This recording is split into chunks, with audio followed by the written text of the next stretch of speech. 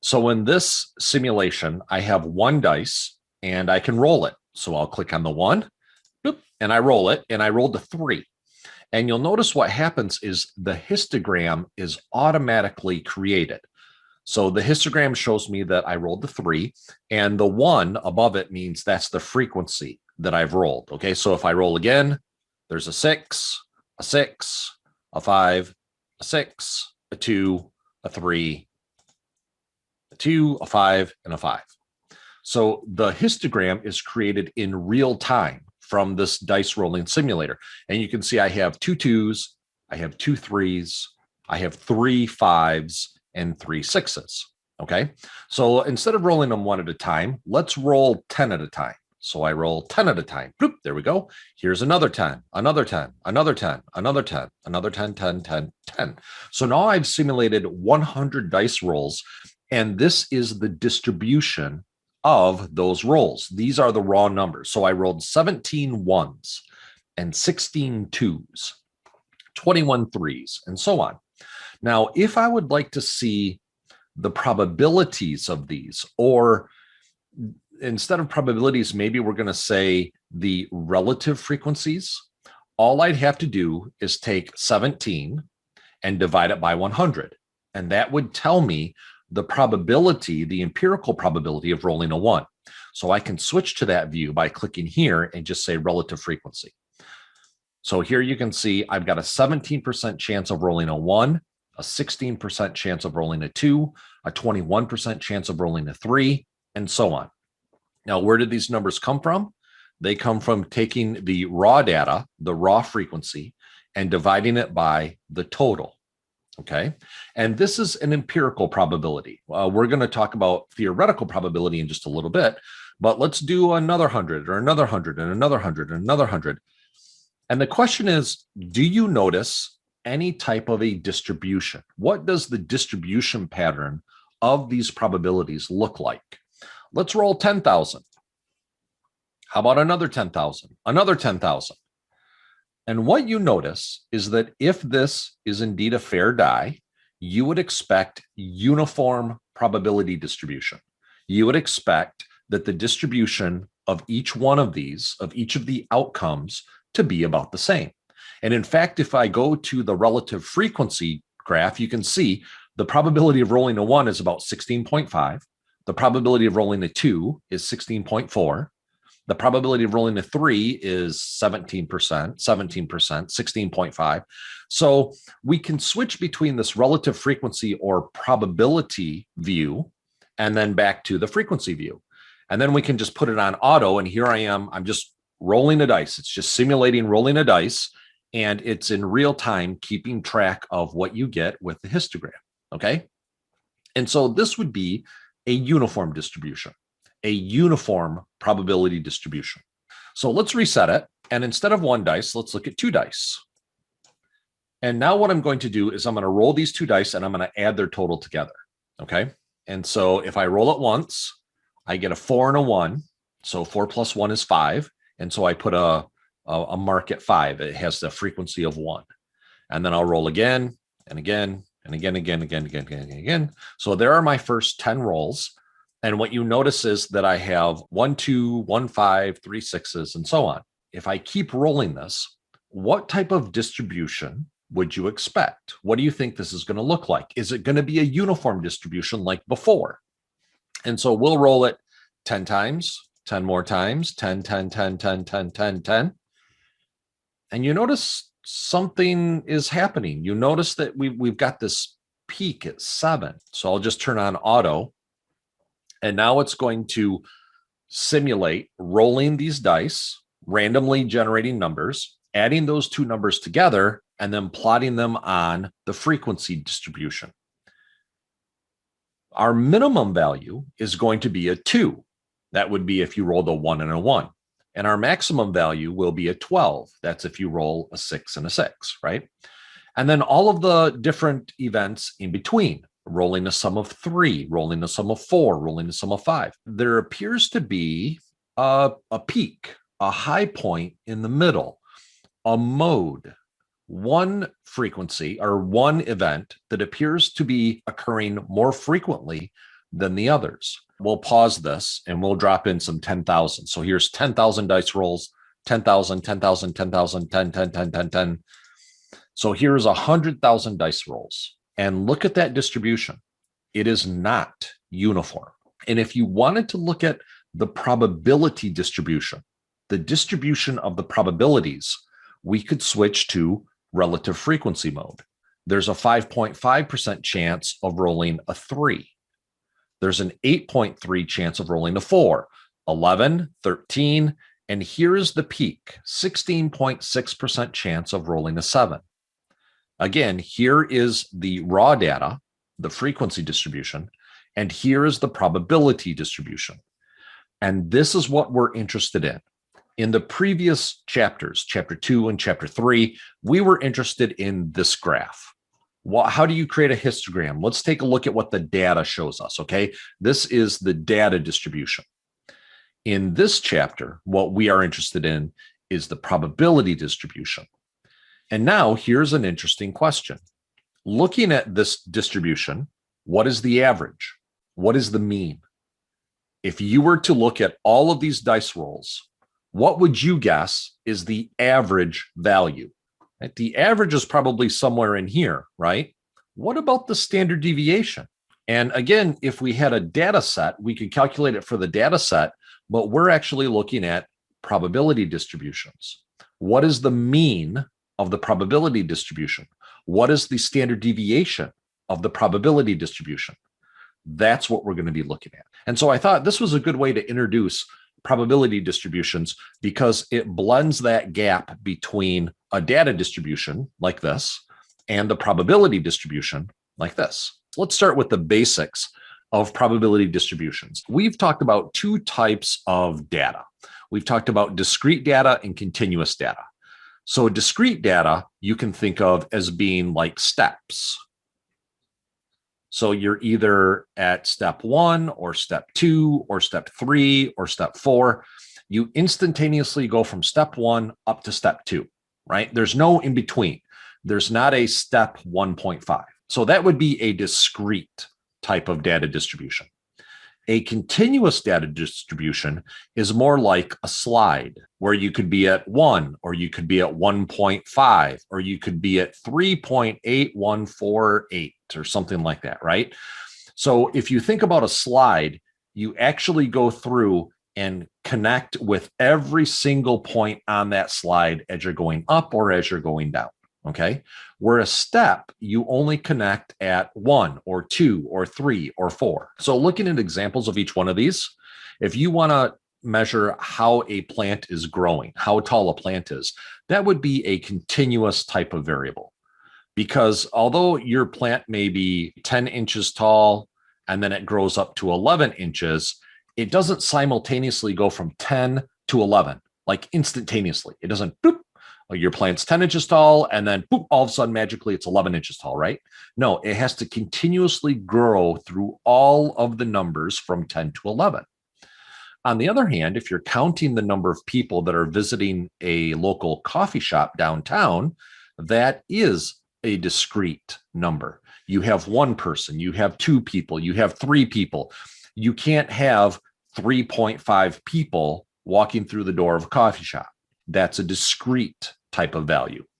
And a couple other things that you already know, since we talked about probability in chapter 4, you know that the probability of an event happening is always between 0 and 1. And that if you add up the probability of all of the events, you get 1. And so applying this to our probability distributions, these are the variables that we're going to be using. So X is just the variable that you're measuring. P of X is the probability of that event occurring. And here are the new players. So these are vocabulary that we've used in the past that we're now going to apply to a probability distribution. So the mean, the variance, and the standard deviation. And here's how you calculate them. So what you do is you take the event and you multiply it by its probability. So it's the value of the item multiplied by its probability. And then what you do is you add these for all events. and that is the mean. The symbol that we use for the mean is called mu. So mu. In order to find the variance, you take, and this is something that, again, you've seen before. We're going to take each value. We're going to find its difference from the mean. We're going to square the difference from the mean. And then we're going to multiply it by its probability. So it's the difference from the mean squared times the probability. And then guess what you do with all of those? You add them up. So the new player, the new twist that we're putting into this is that we're multiplying by the probability. We're multiplying by the probability of an event happening. And then, of course, for the standard deviation, you've seen this before. All you do is you square root the variance. So once you calculate this variance by adding them all up, you just simply take the square root, and that will be your standard deviation. So let's take a look at an example of this.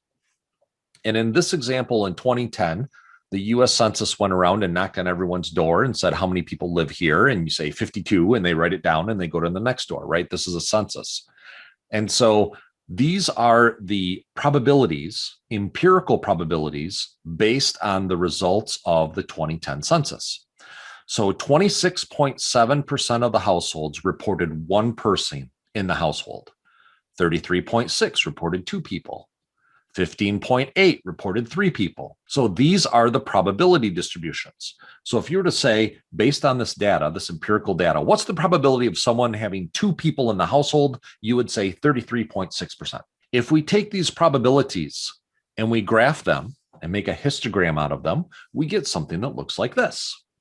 And again, this is something that you should be sort of familiar with. Here are the household values, one person, two person, three person. And on the y-axis are the probabilities matching up what we had here. So this is 26.7%, this is 33.6%, and so on. Now, here's what we'd like to know. What is the average? And so what we're going to do is calculate the mean. So we take each value, so the one-person household, we multiply it by its probability. We take the two-person household and we multiply it by its probability. We take the three-person household and we multiply it by probability. And then we add these all up. And when you add them all up, you will get 2.525. So that means the average number of people in a household, according to the 2010 US Census, is 2.525 people. So how do we find the variance of this situation?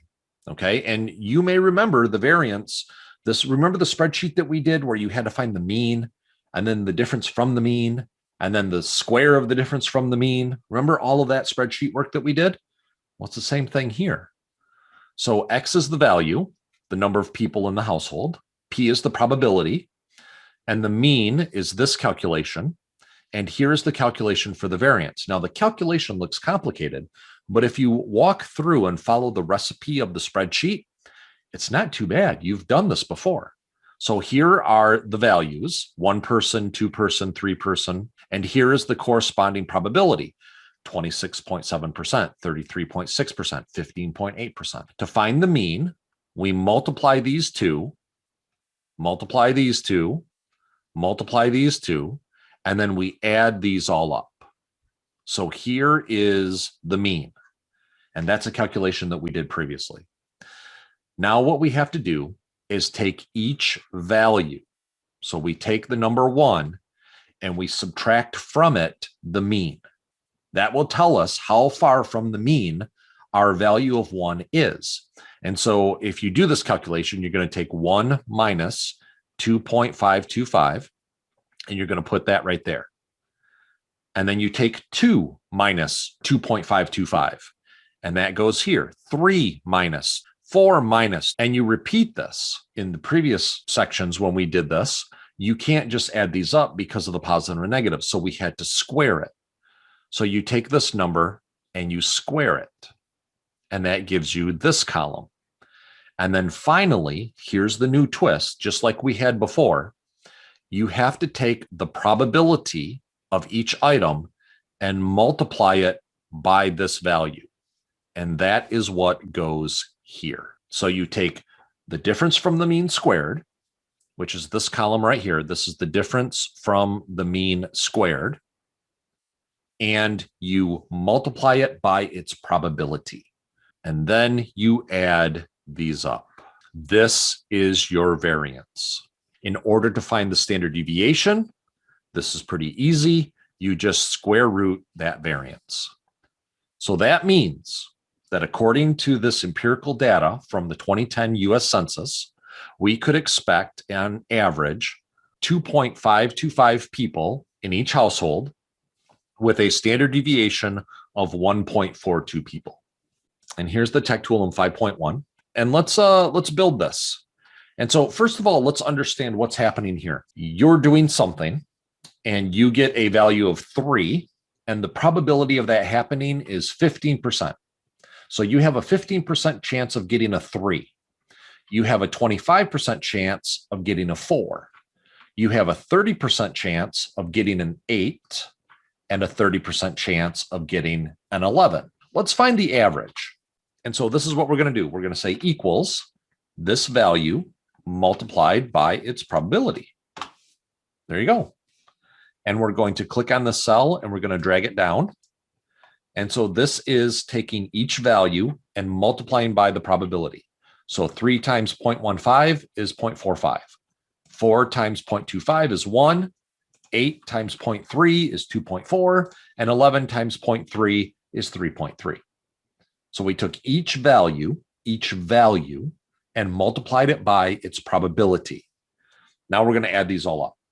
So I'll use the sum function to add them all up.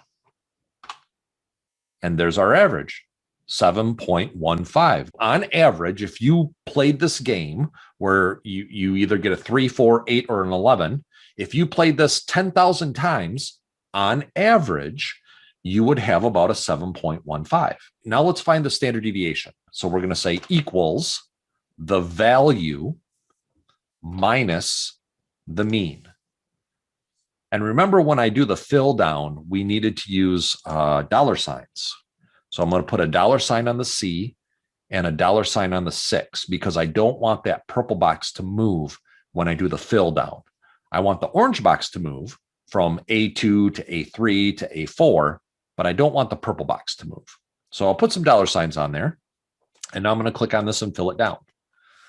So there is the difference from the mean, how far away each value is from the mean. So the value of 11 is 3.85 above the mean. The value of 8 is 0.85 above the mean. The value of 4 is 3.15 below the mean. And that's why it has a negative sign on it, because it's below the mean, okay? So because we got these negatives, we're going to square everything. So we're going to say equals this value squared, and then we'll fill that down. And now here's the change, because we're dealing with probabilities. We're going to take this value, the 17.22225, and we're going to multiply it by the probability of it happening. So I'm going to take this value and multiply it by its probability, not by the value, but by the probability of it happening, P of X. And there's that value. So now I'm going to fill this down, and then I'm going to add them up using the sum function. And there is the variance. Now all I have to do is square root that variance. I'll use the square root function. And the standard deviation is 3.119. In this example, you're going to play a lottery game called the Pick 3. And here's how the game is set up. You pay $1 to play. Okay, so you pay $1, and then you pick a 3-digit number. Now, it's important to recognize that repeats are allowed. Repeats are allowed. So you can pick a number like 113. So the winning ticket will match all 3 digits in a specific order. So you have to match the order. So order matters. Okay, so that would mean this is a permutation, right? And if you match all 3 numbers in that specific order, you win $500. That's right. So what is the expected value of this game. Not what's the probability of you winning. The probability of you winning is 1 over 10 times 1 over 10 times 1 over 10. That's what we did in chapter 4. What I want to know is if you played this game 10,000 times, on average, what would your winnings be? Lose $1, lose $1, lose $1, lose $1, and then boom, you win. And you win 500. Then you lose $1, lose $1, lose $1, lose $1, lose. Bam, you win. You get 500. If you played this game 10,000 times, what would be the expected value? What would be the average value? What would be the mean? Get it?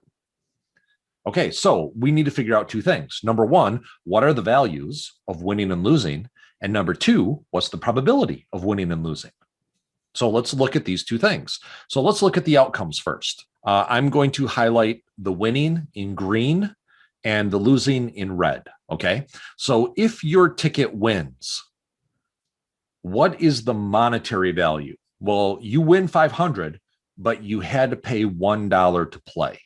So if you win, the monetary value is $4.99, positive $4.99. Okay. If you do not win, if you lose, the value is -1 because you had to pay $1 to play, right? So you lost $1. Now let's talk about probabilities. What is the probability of you winning? And this is what we talked about in chapter 4. It's 1 out of 10 times 1 out of 10 times 1 out of 10, which is 1 out of 1,000, which is this decimal, 0.001, which is 0.1%. So you have a 0.1% chance of winning. Using the idea of a complement, if you have a 0.1% chance of winning, that means you have a 99.9% chance of losing. So we've got two things going on here. We have found the value, right? This is our value. And we found the probability of each situation, of each outcome, of each event. So now let's put this into a table. And this is what the table looks like. So if you win, how much do you win? What is the value? Positive $4.99. What's the probability of that happening? 0.001 for an expected value of 49.9 cents or $0.499. What about losing? So if you lose, what is the value of losing? -$1. What is the probability of you losing? 0.999. It's very high probability you're going to lose. What is that expected value? Multiply these two together and you get -0.999. Add these two together and that will be your mean. And that's what we do down here.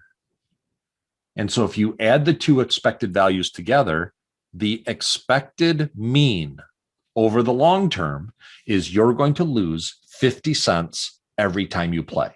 So if you play this game 10,000 times, expect to lose 50 cents for every time that you played. If the probability of something happening is less than 5%, you consider it a rare event. And you have to look at two things. You have to look at the probability of it being less than the value and the probability of it being greater than the value. And if either one of those are less than 5%, then the event is considered unusual. So in this example, let's go back to the census data that we had. Remember the number of people in a household? One person in the household had a 26.7% chance. Two people in the household was 33.6% chance. Okay, so these are the probabilities. Is it unusual to have a household of 6 people? So this means we need to find the probability of the value being less than or equal to 6 and the probability of the value being greater than or equal to 6. Less than or equal to 6 and greater than or equal to 6. If either one of these are less than 5%, then it's unusual. Here's the 6, and we need to find the probability that the value is less than 6. And then we're going to find the probability that the value is greater than 6. Okay, so you have to do both. You have to do both. And if either one of these two are less than 5%, then the value is unusual. So let's go through this. Let's find the probability that the event is less than or equal to 6. So that means the probability of 1, 2, 3, 4, 5, and 6. So it includes 6. So you're just going to look at the table and you're going to write down those probabilities and then you're going to add them all up. So the probability that a household will have 6 or fewer people is 98.5%. Is that less than or equal to 5%? No. So because it's not less than 5%, it is not unusually low. So it is not a rare event. Okay. Let's look at greater than 6. So again, if you look at greater than 6, that would be the probability of 6 and the probability of 7. And if you add those two together, you get 3.9. Is this less than or equal to 5%? Yes, it is. So the probability of a value being greater than or equal to 6 is rare. This is unusual because if you add the probabilities, you get a value less than 5%. Would it be unusual for a household to have 4 people in it? So we're going to find the probability that it has 4 or fewer. 1 person, 2 person, 3 person, 4 person. Here are the probabilities. You add them up and you get 89. So is it rare? Not rare, because this value is above 5%. What about greater than 4%? So here's the probability that it's 4, 5, 6, 7 people. Here are the probabilities that you add up and you get 23.9. So again, this is not rare. It is not unusual. So because both of these are not rare, you could say that it is not unusual for a household to have 4 people in it.